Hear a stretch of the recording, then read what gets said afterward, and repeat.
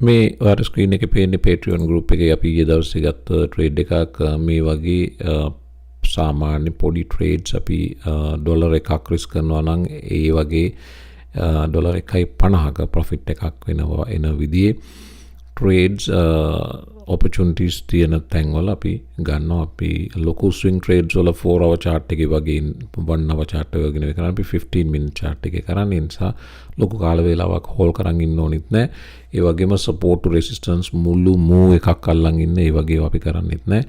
Market එකේ පුළුවන් තරම් අඩු කාලයක් ඉන්න තරමට හොඳ බව තමයි මගේ experience එක. මොකද මාකට් එක කියන්නේ ever changing තැනක්. එතන සල්ලි risk කරගෙන ඉන්න කාලය අඩු කරන තරමට ඇඟට ගුණයි. ඉතින් ඒ අතර ස්විං ට්‍රේඩර්ස්ලා නැතුව නෙවෙයි මමත් ස්විං ට්‍රේඩ් කරනවා. නමුත් ඒක වෙනම මෙතඩ් එකකට කරන්න ඕන රිස්ක් එක මැනේජ් කරලා. නමුත් මේක ඩේ ට්‍රේඩ් කරනකොට පුළුවන් තරම් අඩුම කාලයක් මම අතනම ඩේ ට්‍රේඩින් ස්ටාර්ට් කරද්දී ඩේ ට්‍රේඩින් මුලින්ම නම් පටන් ගත්තේ වැරදි ක්‍රමයකට 1 minute chart එක. එහෙම නෙවෙයි මම දැන් සාමාන්‍යයෙන් ඩේ ට්‍රේඩ් කරනකොට ස්කැල්පින් කරන 2 minute 5 minute වගේ charts තමයි use කරන්නේ. නමුත් මේකේ වේගය බාල කරන්න අවශ්‍ය නිසා අලුත් අයත් ඉගෙන ගන්න නිසා 15 minute chart එක අපි ට්‍රේඩ් කරන්නේ. ඉතින් 15 minute chart එක නිසා යම් කාලයක් තියෙනවා ට්‍රේඩ් එකකට එන්ටර් වෙන්න. ඒ වගේම ඒ කාලය ඇතුළත ලොකු මුළු දවසක් ඉන්න අවශ්‍යත් නැහැ. ඒ නිසා වේගවත් රිසල්ට් එකක් ගන්නත් හැකියාව තියෙනවා. ඉතින් Patreon එකට ඉන්ට්‍රෙස්ටඩ් නම් join වෙන්න පුළුවන්. වීඩියෝ YouTube වීඩියෝ එකේ පහළ description box එකේ link එක තියෙනවා. ඉන්ට්‍රස්ට් අයට සම්බන්ධ වෙන්න. මේ වෙනකොට ලොකු රෙස්පොන්ස් එකකුත් තියෙනවා. බබල්ස් වල තත්ත්වය බැලුවොත් මේකයි බබල්ස් වල තත්ත්වය. මම කලින් වීඩියෝ එකේ කිව්වා අපි alt coins දෙකක් ගැන කතා කරනවා විශේෂයෙන්ම කියලා. ඒකේ පළවෙනි එක දිහාවට යමු වෙමු. ඒක තමයි අද දවසේ top gainer විදියට ඉන්න මේ බබල්ස් වල පේන අතරම top gainer මේ වෙනකොට FTT යනත් වලට අපි වෙමු. ඊළඟට අංක දෙකට ඉන්නවා Vechain wet වලට නිවුස් එකක් තියෙනවා. ඒක තමයි wet මූනේ අපි උත්සාහ කරොත් wet chart එක හොයාගන්න. මේ තියෙන wet chart එක wet මේ වර bottom එක ආවා 7ට වැටුණා. අද වෙනකොට 7.2ට reach කරලා පොඩ්ඩක් drop වෙලා තියෙනවා price එක. ඉතින් මේ ලස්සන reversal එක ගන්න නැතන හේතුවක් තියෙනවා. මේ reversal එක ගත්තේ exchange listing එකක් ගියා. ඒක තමයි මේ තියෙන්නේ Coinbase Vechain list කරපු බව. වගේම Vtho මේ sister network එක list කරපු බව සඳහන් වෙනවා. Coinbase onboards Vechain and Vtho as part of its roadmap. දැන් මේ Coinbase හරි ප්‍රවේශයන් අලුතෙන් coins list කරද්දී ඒගොල්ලෝ Twitter එකේ update කරලා තිබ්බ assets added to the roadmap today. ඒගොල්ලන්ගේ මේ අලුත් roadmap එක මේ වෙනම මේ blog එකකින් update කරලා තිනවා. increasing transparency for new asset listings on Coinbase. මොකද SEC එක සූ කරා මේ ක්‍රිප්ටෝ නොවන සිකියුරිටීස් මේගොල්ලෝ ඇඩ් කරලා තියෙනවා කියලා. දැන් මේ වගේ හැම ලිස්ටිං එකකටම ඒගොල්ලෝ රීසන් එකක් දීලා තියෙනවා. මේ පහළ මේ බ්ලොග් පෝස්ට් එක හොයාගත්තොත් පුළුවන් පහළ ඒගොල්ලන්ගේ මේ රෝඩ් මැප් එක කියලා විස්තර සියල්ල දාලා තිනවා. native assets Vechain සහ Vtho ඇඩ් කරා. ඒ ඇඩ් කරන්න අපි හේතුව මොකක්ද කියන එක අපි මේ වෙනකොට කිසිම currency එකක් token එකක් නිකන් ඇඩ් කරන්නේ නැහැ. ඒ කියන්නේ analysis එකක් කරනවා. ඒකට qualify වුණොත් තමයි ඇඩ් කරන්නේ. ඒක ඒ qualification එක සැපිරුවා Vechain සහ Vtho. ඒ වගේම Vechain ගැන කතා කරනවා. තව news එකක් තියෙනවා. මේ යුරෝපයේ අපිට යනවා MiCA crypto rules regulations release කරා. Vechain එක මේ සියලු MiCA regulations එක සමපාත වෙනවා.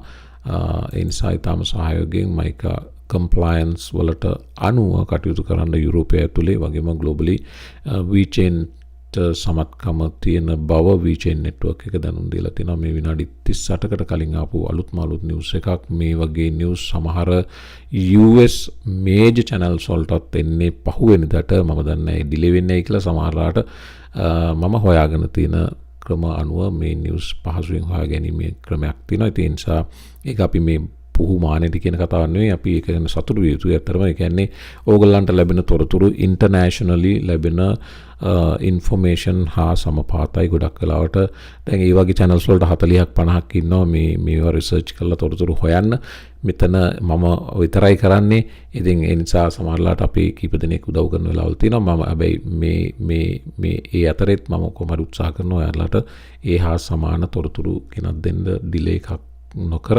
ඉතින් මේ Vechain අද දවසේ top gainer උනේ මෙන්න මේ හේතු නිසා. coin market cap එකට අනුවත් දවසේ top gainers ලා Vechain 12.5% up සත almost දෙකයි Bitcoin BSV ඉන්නවා 10% 11% up සත ඩොලර් 30.34යි Leo ඉන්නවා 10% Bitcoin Cash 10% Pepe 7% Chainlink 4% Monero 4% Immutable 3.5 eCash 3.5 ආදී වශයෙන් තව පහළට tools ලා ගොඩක් ඉන්නවා දවසේ losers ලා Stacks 6% down. Stacks පසුගිය දවස්වල breakout එකකින් පස්සේ සෑහෙන මුණා. ApeCoin down 3.5, Flow down 3%, Frax down 2%. තව පහළ tools ලා ගොඩක් ඉන්නවා. Mostly market එක green කියලා කියන්න පුළුවන්.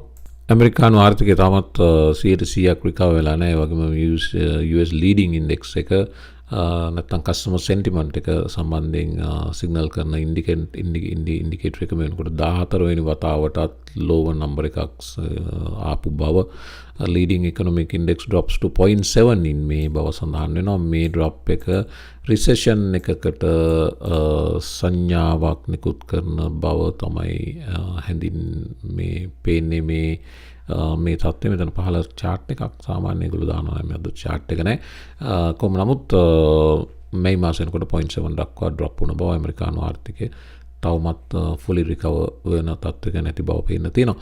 එතනින් අපි මේ තියෙන BBIV කියන්නේ Bitcoin implied volatility index එක සාමාන්‍ය market එකේ Bitcoin price එක pump වෙනකොට මේ volatility එක higher level එකකට යනවා.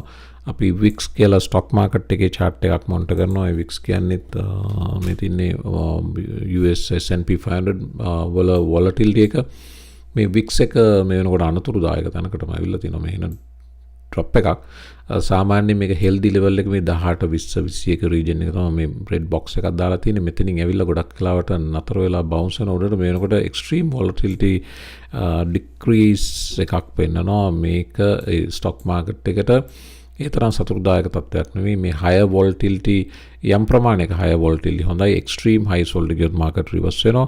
ඒ වගේම මේ level එකෙන් ආපස්සට බැටීම market එක අස්ථාවර බවක් වෙනවා. මේක ඇවිල්ලා stocks මේ ඇවිල්ලා Bitcoin volatility එක මේ lower level එකට ඇවිත් තමයි bounce උනේ. මේ Bitcoin පසුගියදා price pump එක price hike එකත් එක්ක තමයි volatility higher level එකකට reach කරේ. සාමාන්‍ය traditional market එකකට වඩා මේ BBIV index එක sensitive වගේම price එකට ලස්සන response එකක් පෙන්වනවා. ඒ වගේම මේ වෙනකොට හොඳ තැනකට Bitcoin volatility එක ඇවිත් තියෙන බවත් අද දවසේ number එක 53.84 බවත් පෙන්න තියෙනවා. ඩිලන් මේ Glassnode chart එක බලුවොත්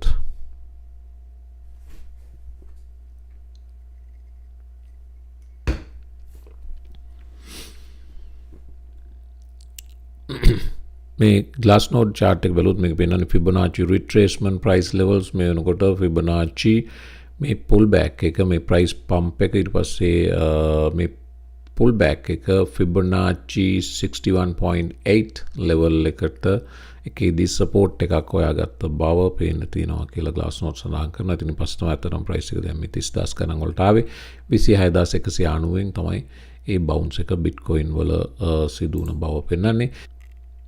Bitcoin price එකේ recover වීමත් එක්ක තව perform කරපු කෙනෙක් ඉන්නවා තමයි Grayscale Bitcoin Trust එක නැත්නම් GBTC කියලා අපි හඳුන්වන සාමාන්‍ය stock market එකේ GBTC buy කරන්න පුළුවන්.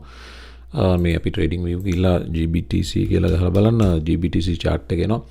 මේ තියෙන පසුගියදා GBTC මේ Bitcoin reversal එකත් එක්ක GBTC reverse වුණ අන්දම ඒ වගේම මේ වෙනකොට ඔයාලට මේක පේනවා නම් මේක නිකන් zoom out කරලා බලපුවම මොකද්ද මේ පේන්නේ? මේක ලස්සන chart pattern එකක් පේනවා. මේ වගේ ලස්සන inverse head and shoulder pattern එකක් පේනවා. I think මේ reach වෙමින් ඉන්න point එක සාමාන්‍යයෙන් breakout point එකක්. මෙතන price එක stable වුණොත් ඒ කියන්නේ retest කරොත් ඊට පස්සේ breakout එක bullish breakout එකක් විය හැකි. GBTC මමත් පොඩි shares ප්‍රමාණයක් hold කරන් ඉන්නවා. ඉතින් මේ මුල් drop එක මත් hold කරා. මේ bottom එකේදී පොඩ්ඩක් add කරා. දැන් recover වෙමින් තියෙනවා. මේවා ඉතින් long term Bitcoin price එක perform වෙනකොට මේවත් perform වෙන බව දන්න නිසා hold කරන් හිටියා. ඩොලර් 4 වැටුණා මේක 7.60ට වැටුණා. අද වෙනකොට ඩොලර් 18යි දැන් ප්‍රී මාකට් ප්‍රයිස් එක ඩොලර් 18 බව පේන්න තියෙනවා. ඉතින් ලස්සන රිකවරි එකක් 2.5 times gain එකක් අරන් තිනවා bottom එකේ ඉඳලා GBTC ඒක amazing price performance එකක්. GBTC ලොකු ප්‍රශ්න තියෙනවා SEC එකත් එක්ක නඩු කිව්වා දන්නවා Bitcoin ETF එකකට Bitcoin spot ETF එකක් දෙන්නේ නැහැ කියලා SEC එකට විරුද්ධව නඩුත් කිව්වා. දැන් ඉස්සරහදී BlackRock Fidelity වගේ වට දුන්නොත් මේගොල්ලන්ටත් මේ තියෙන trust fund එක Bitcoin ETF එකක් කිරීමේ අවස්ථාව ලැබෙනවා. එන්න ඊළඟ වීඩියෝ එකේ ඉතුරු තොරතුරු ටික බලමු.